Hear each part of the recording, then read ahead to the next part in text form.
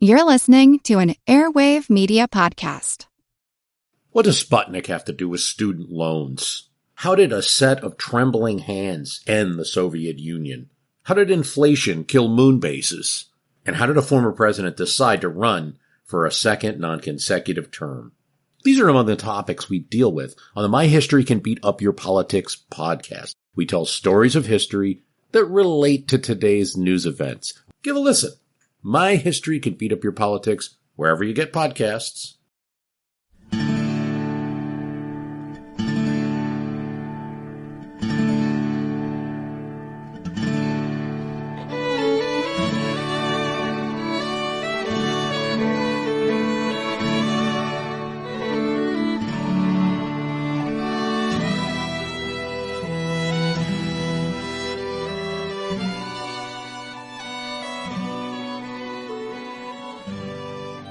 Hey everyone, welcome to episode number 222 of our Civil War podcast. I'm Rich. And I'm Tracy. Hello y'all. Thanks for tuning into the podcast. As we promised at the end of the last episode, now that we've finished with the Battle of Corinth, with this show we're heading west from northern Mississippi back across the Mississippi River to my home state of Arkansas.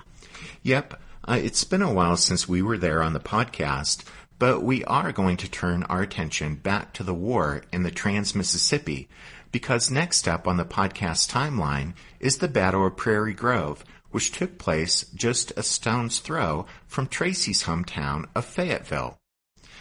Oh, and remember, Trans-Mississippi is just the term used to refer to the region west of the Mississippi River, including Kansas, the Indian Territory, Missouri, part of Louisiana, Texas, and, of course, Arkansas. And although it's been a while since we've been there on the podcast, I was back home to Arkansas last month, and while I was there, my dad and I visited the Prairie Grove Battlefield State Park. Some of you may remember seeing a photo of me at the battlefield that we posted on Facebook and Twitter last month.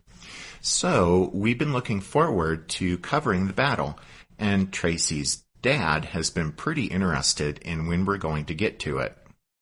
Well, not only is it not far from Tracy's hometown, but Prairie Grove was an important turning point in the war in the Trans-Mississippi, since when the two armies collided at Prairie Grove on December 7th, 1862, it effectively ended major Confederate offensive operations west of the Mississippi River for the rest of the Civil War. And the personalities of the commanders at Prairie Grove are kind of fascinating. One army was led by Thomas Hindman, a zealous secessionist who had single-handedly revived the Confederate war effort in the Trans-Mississippi. The other army was headed by James Blunt, a brash Kansas abolitionist who liked nothing better than personally leading his troops into battle, pistol in hand.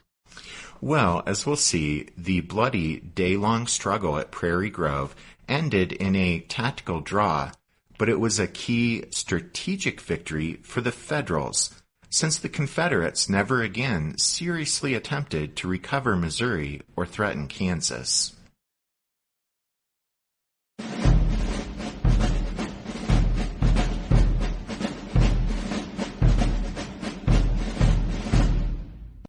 As y'all probably remember, after the Union victory at Pea Ridge in northwest Arkansas in March 1862, Confederate General Earl Van Dorn was ordered to take his army east, across the Mississippi River, to join the rebel forces concentrating at Corinth prior to the Battle of Shiloh. But when Van Dorn and his troops left Arkansas and headed east, Confederate political leaders in the Trans-Mississippi were outraged at being abandoned. The governor of Arkansas even threatened to secede if the situation wasn't remedied. In response to the uproar that Van Dorn's departure stirred up, the Confederate War Department dispatched 34-year-old Major General Thomas C. Hindman to calm the political waters and stabilize the military situation. Hindman was an interesting character. He'd been born in Tennessee in 1828, but when he was a young boy, his family moved to Alabama. In 1841, the Hindmans moved again, this time to Mississippi, and Thomas served with conspicuous gallantry in the war with Mexico as a lieutenant in the 2nd Mississippi Infantry. He studied law upon his return from Mexico and was admitted to the Mississippi Bar in 1851. Hindman was elected to a term in the Mississippi State House as a Democrat, but then in 1856 he moved to Helena, Arkansas, where he practiced law. After moving to Helena, Hindman was still active in Democratic politics, and he was elected to 2 terms in the U.S. House of Representatives from Arkansas in 1858 and 1860. During the headstrong Hindman's time in Washington, Ohio Congressman Samuel Cox noted that he was, quote, an irreconcilable man who seemed as if he were perpetually anxious to have a duel. A friend of Hindman's, Thomas Nash, admitted he was, quote, uncompromising in everything. Thomas Hindman chose not to go to Washington for his second term in Congress. With secession from the Union becoming more and more of a possibility, Hindman, an unapologetic fire-eater, decided to instead stay home and focus on the military preparedness of his adopted state.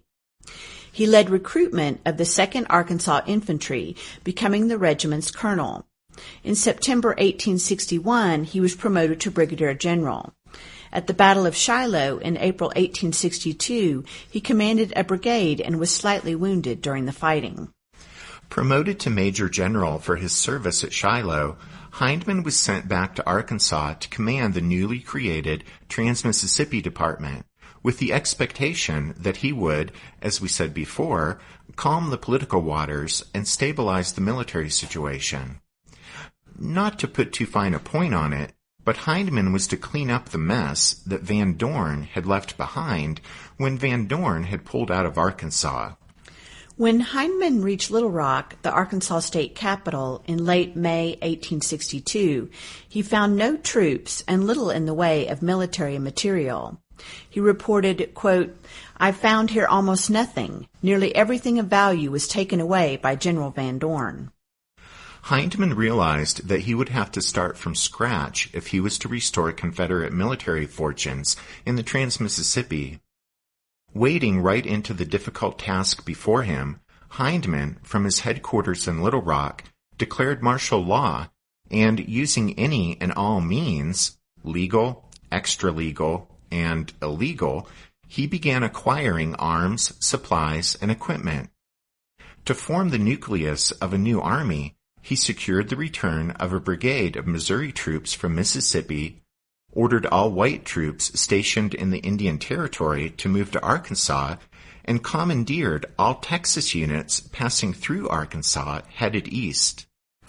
He also made liberal use of the recently enacted and highly unpopular Confederate Conscription Act, using it to draft nearly every able-bodied male he could lay his hands on in Arkansas. He also sent recruiting parties behind enemy lines up into Missouri, believing that many Southern sympathizing men in that border state would join the Confederate Army if given the chance. Hindman's extreme measures worked, and in less than 3 months he had performed something of a miracle. He'd created the beginnings of a new rebel army and fashioned a rudimentary logistical base in the least populous and least developed part of the Confederacy. His heavy-handedness, though, had come at a price, producing hardship and discontent through all levels of Arkansas society. And it didn't take long before word of this grumbling and unhappiness with Hindman made its way east to Virginia, to the ears of Confederate leaders in Richmond.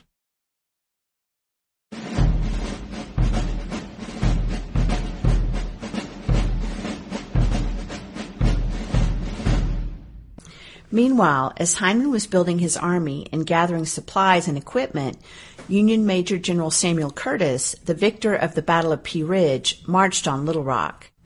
Curtis was foiled in this attempt, though, by supply problems that proved to be more difficult to overcome than any Confederate opposition, and he ended up marching east to Helena on the Mississippi River. After arriving there in mid-July, he appropriated Hindman's fine home as his headquarters. Curtis began building defensive works at Helena, hoping to rest and refit his army there until the following spring, when he planned to make another try at capturing Little Rock. In the meantime, complaints of Hindman's heavy-handedness had reached Richmond, and Confederate President Jefferson Davis decided a less rigid personality was needed to command the Trans-Mississippi. However, Davis could hardly have made a worse decision in his choice of who to send west to supersede Hindman. 58 years old, nearly deaf, and known to his troops as Granny, Lieutenant General Theophilus Holmes was a cast-off from the Confederate Army in Virginia. He'd been shuffled aside by Robert E. Lee after Holmes had not performed up to Lee's expectations during the 7 days battles. Despite his less than stellar record so far in the war and Holmes' own efforts to decline the assignment, Jefferson Davis, for some inexplicable reason, gave him what was arguably the most complex and demanding departmental command in the Confederacy. Holmes reached Little Rock in August and quickly realized that Hindman was a subordinate of extraordinary ability and energy.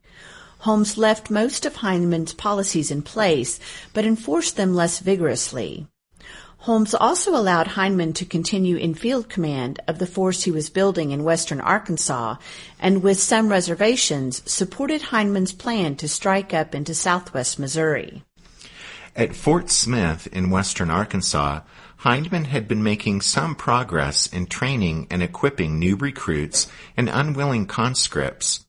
But that progress was slow, with military material in short supply. Nevertheless, Hindman believed that the Trans-Mississippi Department would be best defended by an aggressive offensive into Missouri. Encouraged by his perceived success in turning Curtis away from Little Rock, Hindman convinced Holmes to allow him to take the offensive.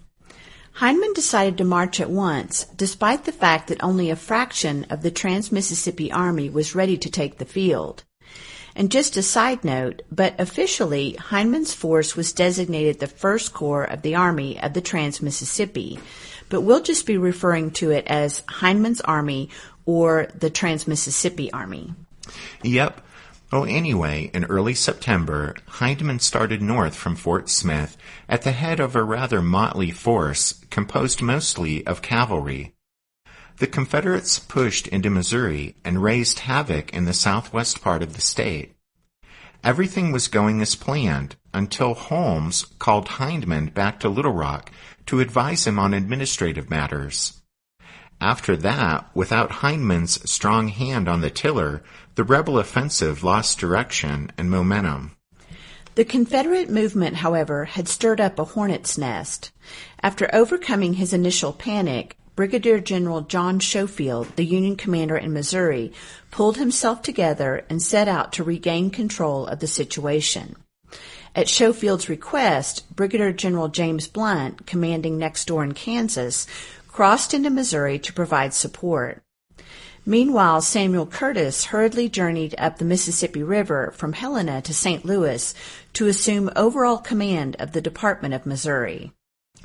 Curtis promptly incorporated all federal troops in southwest Missouri into a new force, called it the Army of the Frontier, and designated Schofield to command it.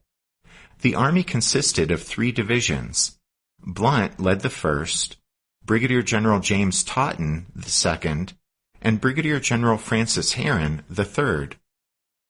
Because Blunt's oversized 1st Division originated in Kansas, everyone called it the Kansas Division. Likewise, the smaller 2nd and 3rd Divisions were known collectively as the Missouri Divisions. After a stiff fight at Newtonia on September 30th, which the rebels won, they took the opportunity to fall back into northwest Arkansas. Much to the Confederates' surprise, Schofield followed. By the time Hindman convinced Holmes to allow him to return to the field, it was too late to retrieve the situation. The Confederates simply lacked the strength to deal with the larger and better equipped Union Army. Hindman traded jabs with Schofield throughout October, but then was forced to admit the Yankees had gained the upper hand, and he withdrew south across the Boston Mountains back to Fort Smith. And so, much to his frustration, Hindman was essentially right back where he'd started 2 months earlier.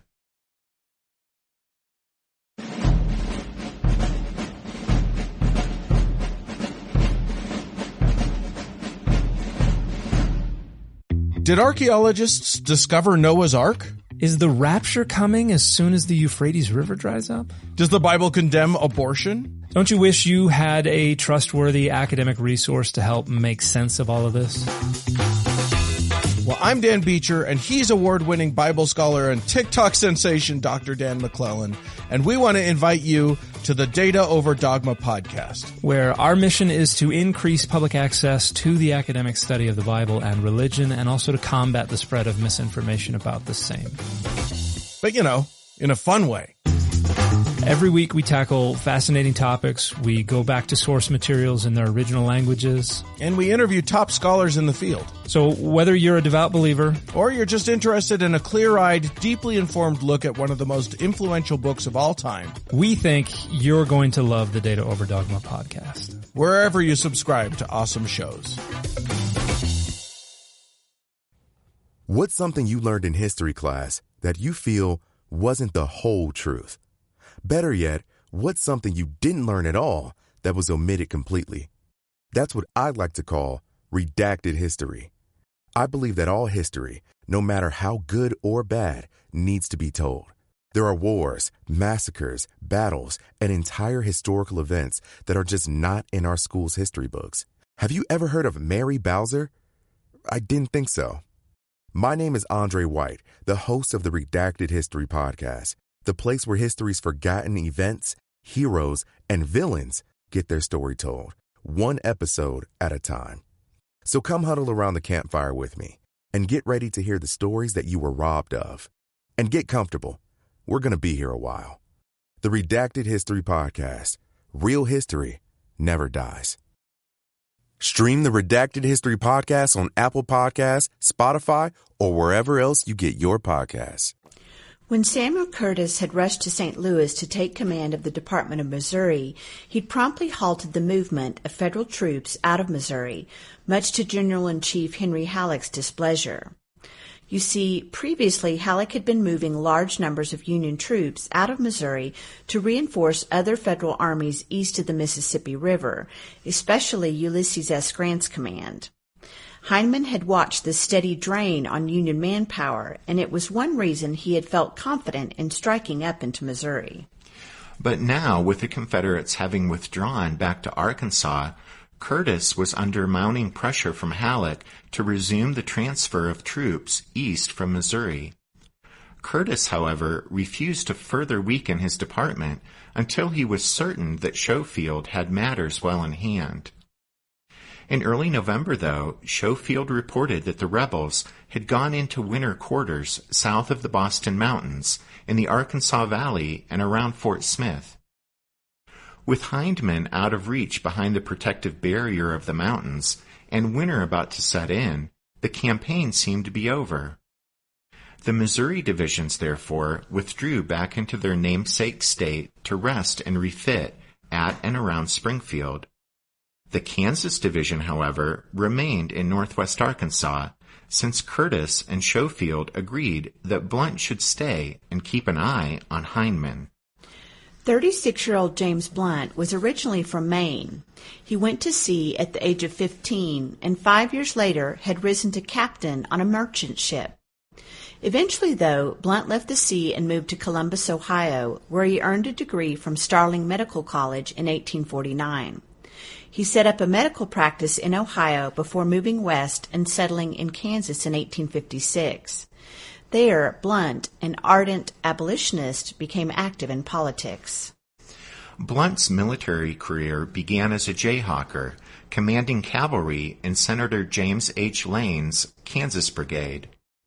Blunt was commissioned a lieutenant colonel in the 3rd Kansas Infantry in July 1861. After promotion to brigadier general in April 1862, Blunt headed the Department of Kansas from May to September 1862, when his command was folded into the Department of Missouri. Blunt was definitely an amateur soldier. He often wore a business suit instead of a uniform, drank too much, and had other personal shortcomings. But he was a bold, resolute, and fearless commander who liked nothing better than personally leading his soldiers into battle. His lack of pretense and love of action made him immensely popular with his men.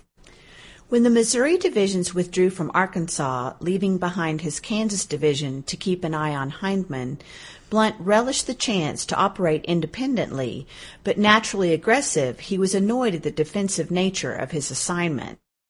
Nonetheless, for the next few weeks, he dutifully followed Schofield's instructions to remain alert and avoid taking unnecessary risks.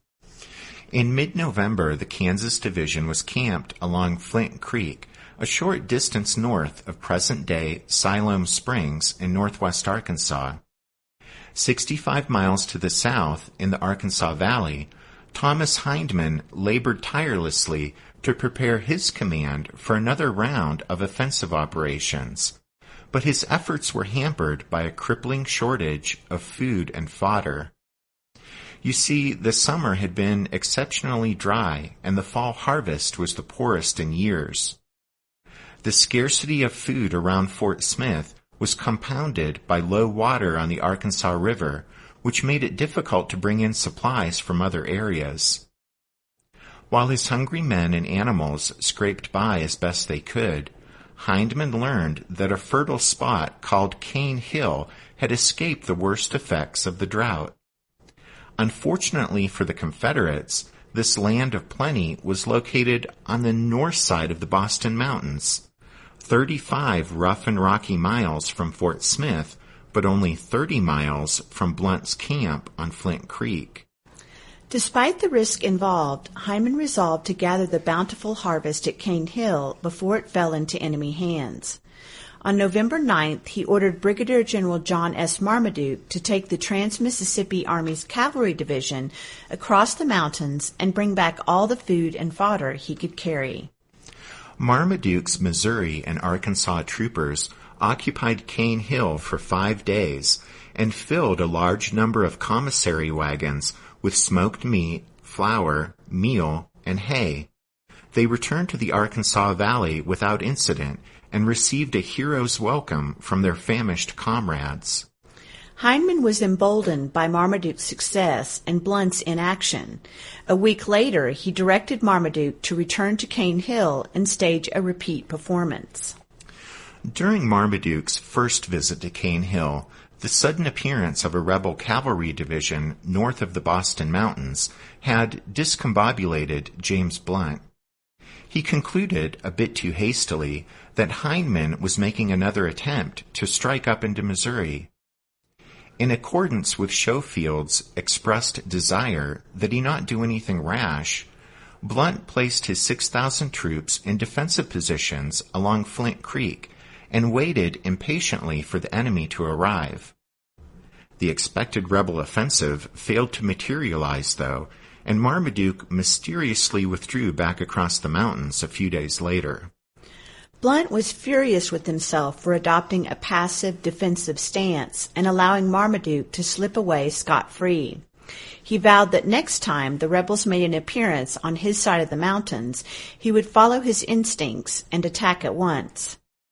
Major Albert Ellithorpe of the 1st Indian Home Guard, one of 3 Indian regiments in the Kansas Division, noted that, quote, "General Blunt is determined to fight. It makes no difference what their force is." Blunt was still fuming a week later when Union scouts hurried into camp with word that Marmaduke had returned to Cane Hill. This time, Blunt didn't hesitate. He later said, "I determined to strike Marmaduke and destroy him before reinforcements arrived." And that's where we'll leave things for now. Next week, we'll look at the extraordinary 12-mile running engagement between Blunt's Federals and Marmaduke's Confederates at Cane Hill, which is a fascinating little fight in its own right, but is important to us here because it's the essential prelude to the Battle of Prairie Grove.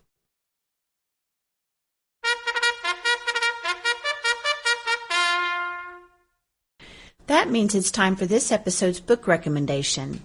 And our recommendation this time is Fields of Blood, The Prairie Grove Campaign by William L. Shea. Shea's Fields of Blood is not only the best book out there about Prairie Grove, but it's also one of the finest, most well-written Civil War campaign narratives that we've ever come across in all of our reading and research. And we can't give it much higher praise than that, so there you go. Don't forget that you can find a complete list of all our book recommendations if you head over to the podcast website, which is www.civilwarpodcast.org. Discombobulated is a fun word. Yes, it is. Did it discombobulate you when I just said that? No, I think I'm okay. All right. So what are we doing next? Thanking the newest members of the Strawfoot Brigade. Well, just yesterday we released members episode number 64 on the First Battle of Gettysburg, which took place in December 1836.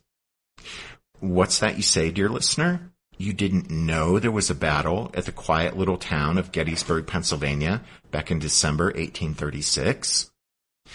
Well, we may be playing fast and loose with the term battle in order to arouse your curiosity, but there were some fisticuffs and dead cats thrown at people's heads during a clash between abolitionists and a pro-slavery mob. And in this latest members episode, we look at what was behind that incident. And Elena, Nico, and Paul can listen to that show since just this past week they signed up to join the ranks of the Strawfoot Brigade. Thanks, y'all. And thanks, as always, to each and every one of you for listening to this episode of The Civil War, 1861 to 1865, a history podcast. Rich and I do hope you'll join us again next time when we look at the Battle of Cane Hill. But until then, take care. Thanks, everyone. Bye.